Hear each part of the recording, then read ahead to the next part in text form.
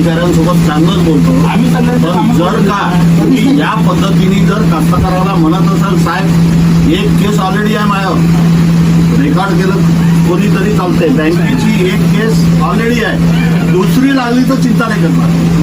पण या पद्धतीने तुम्ही कास्तकाराला जर बोलत असाल तर साहेब मी सांगतो तुम्हाला आम्ही सहन नाही करणार. मी सांगतो तुम्हाला या पद्धतीने जहर घ्या तुम्ही सांगता. तुम्ही कोण आहे जहर घ्या सांगणार.